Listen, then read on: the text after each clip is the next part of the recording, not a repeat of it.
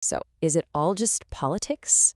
A carefully crafted personality? Or could it be something else entirely? Today, we're going to dive into some of Donald Trump's most, let's say, talked about public moments. And then we'll look at one psychologist's attempt to make sense of it all, based on the material we've been looking at. Okay, so it all kind of kicked off with this one social media post. A post that had people, even some of his own fans, saying things just like this. The world had gone absolutely crazy. And what caused this? Well, it was an image that you really have to see to believe. Right. So, this image, which our sources say was AI generated, pops up on his Truth Social account, and it shows him as Jesus Christ. You can imagine the internet just exploded instantly. It created this huge firestorm, with critics just calling it completely unhinged, and of course the meme makers had an absolute field day. All right, let's break this down. A divine social media image. So what was actually in this picture that got everyone so riled up? Well, it was a really specific and honestly a pretty powerful mix of symbols. So take a look. You've got Trump depicted as Jesus, right? Bathed in this divine light. Then he's flanked by these soldier-like figures. You've got fighter jets streaking across the sky, and of course the Statue of Liberty in the background. It's this, well, this explosive cocktail of religious and nationalistic imagery that, according to the source, really lit the fuse on this whole controversy. But wait, the story doesn't stop there. Not even close. The timing of this post? Oh man, the timing added a whole other layer of intrigue. Because it dropped just a few hours after a very, very public fight with another major world figure. Yeah, so the image appears right after Trump launched what the source calls a blistering verbal attack on a figure referred to in our source material as Pope Leo XIV. And look, this wasn't some subtle disagreement behind closed doors. Trump went straight to Truth Social and just unloaded in a series of posts, taking aim at the Pope's leadership and his policies. And he didn't hold back. He accused the Pope of being weak on crime, terrible for foreign policy, pandering to the political left, wrong on migration, wrong on the Iran conflict. I mean, he didn't just disagree with him. He was basically framing the Pope's entire worldview as a direct threat to his own agenda. What started out as some praise apparently just spiraled into this really personal public feud. And this quote from the source material, it really cuts right to the heart of it. I'm not a big fan of Pope Leo. He's a very liberal person, and he's a man that doesn't believe in stopping crime.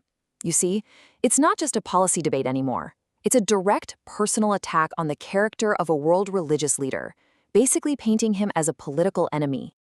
And this right here is the key takeaway from this whole showdown. The source doesn't just see it as two leaders butting heads. No, it's framed as something much bigger, a fundamental clash pitting raw political power against moral authority, all playing out for the entire world to see. So let's take a step back. We've got these really remarkable events, right? The godlike image, the public battle with the Pope. It all leads to a much bigger question. What could possibly be driving these kinds of actions? To try and answer that, we're going to turn to our other source. So what is the driver here? Well, one of our sources points to a potential answer from Dr. John Gartner. He's a clinical psychologist, used to be an assistant professor at Johns Hopkins, and he's put together a pretty specific psychological framework to try and analyze these very behaviors. Now, Dr. Gartner's analysis isn't just based on one or two incidents. He says he's been analyzing Trump's public persona for 40 years, and he argues that we can understand these actions through some specific psychological concepts that, in his view, have just gotten more and more obvious over time. Okay, let's unpack these diagnoses. So, what is it exactly? Well, Dr. Gartner puts forward this multi-layered analysis, and it all starts with what he calls a core personality structure.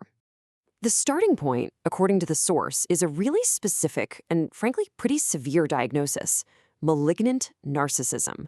And let's be clear, this isn't just about being vain or having a big ego. The term describes a really destructive mix of several pretty serious pathological traits. Dr. Gartner breaks this down into 4 key components: narcissism or grandiosity, psychopathy, which he links to frequent lying, paranoia, and sadism. And he really zeroes in on psychopathy as a key piece of the puzzle, pointing to one behavior that he claims isn't just something you can see, but something that has been documented over and over and over again. And to illustrate just how severe he believes this is, Gartner makes this claim, calling him, quote, the most documented liar in all of recorded human history. Now that is a a stark, incredibly provocative statement. But its purpose is to connect that clinical term, psychopathy, directly to a pattern of public behavior. Okay, the second concept Dr. Gartner brings in is something called hypomania.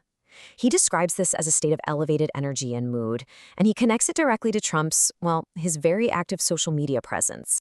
And the source points to this number, 180. 180 Truth Social posts in a single night. For Dr. Gartner, the sheer volume here is what's telling. He uses this great analogy. It's like going on a first date and then getting 45 texts afterward. It's a level of communication that, in his professional opinion, signals a pretty extreme state of mind. Now, for the final layer of Dr. Gartner's analysis. He suggests that on top of all these existing personality traits, there might be something else at play now. Something he describes as changes in cognitive function. And this is a really critical part of his argument. He suggests there's now a layer of dementia on top of the malignant narcissism. And he's careful to distinguish between what he would call deliberate strategic lies and a totally different kind of falsehood, one he claims actually comes from memory problems. And this is the key distinction he's making. The term is confabulation. It's not lying in the way you and I usually think about it. As the source explains, it's a memory error where the brain literally, unconsciously, just fills in the gaps. It creates these stories that feel 100% real to the person telling them, but they just aren't based in fact. So Dr. Gardner points to this story about Trump's uncle and the Unabomber as a perfect example of this. You can see the claim versus the reality check here. And Gardner's point is there was no obvious political reason to tell this story. It didn't seem to help him in any way.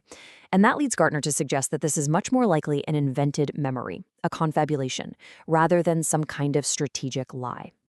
Okay, so what's the big takeaway when you put all this together? When you line up the public actions, like the divine self-portraits, right next to this kind of psychological analysis? Well, ultimately what the sources do is present a case where these really observable events get viewed through a very specific clinical lens. That AI image of a godlike figure, the public feuds, are these just calculated political acts? Or could they be, as this one expert is suggesting, actual symptoms? And that leaves us with this really provocative question. When a public figure's actions seem to completely defy convention, how do we distinguish the performance of a personality from the potential symptoms of a pathology? Where is that line, and who gets to draw it?